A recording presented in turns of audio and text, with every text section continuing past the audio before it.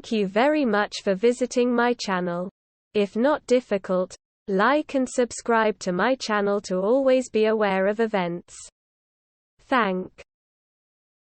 Sent their defense and infrastructure ministers respectively to Istanbul to take part in a 13:30 GMT signing ceremony, the two sides said. UN was quick to lap up praise for his part in organizing the arrangement.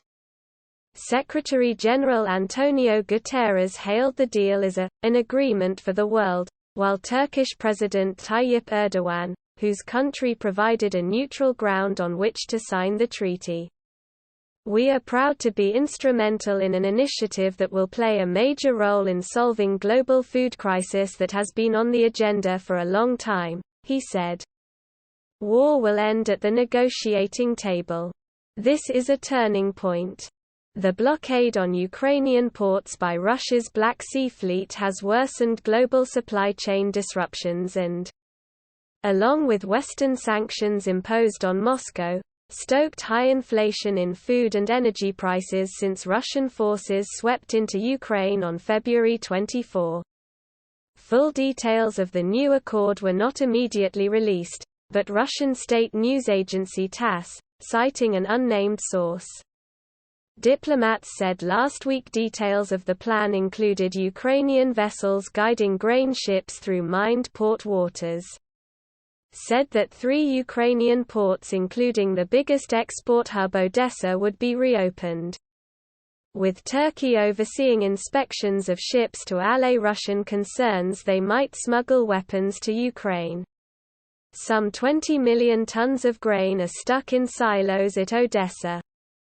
And dozens of ships have been stranded by Moscow's offensive. Turkish Foreign Minister Mevlut Cavusoglu tweeted on Thursday that Friday's gathering in Istanbul would mark the first step to solve the current food crisis. The United States also welcomed the deal and said it was focusing on holding Russia accountable for implementing it.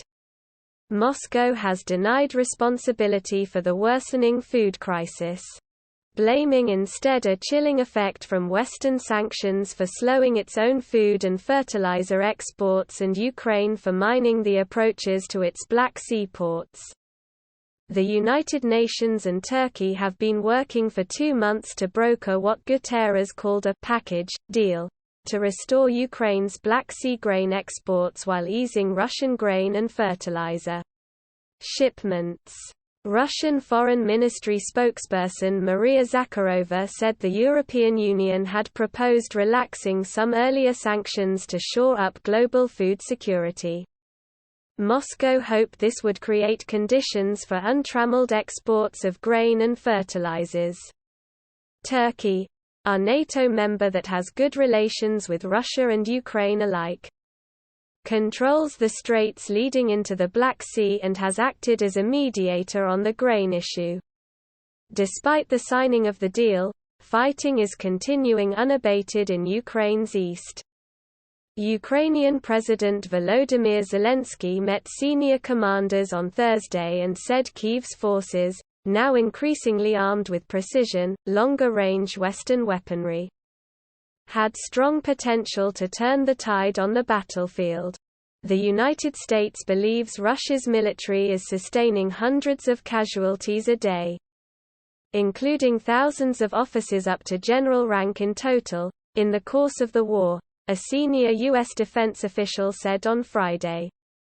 The chain of command is still struggling, the official said in Washington, speaking on condition of anonymity, although Ukraine had also endured significant casualties.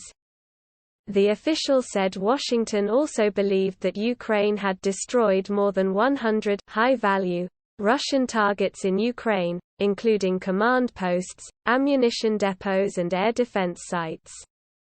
There have been no major breakthroughs on front lines since Russian forces seized the last 2 Ukrainian-held cities in eastern Luhansk province in late June and early July. If you liked the video, please like and subscribe to my channel to stay up to date.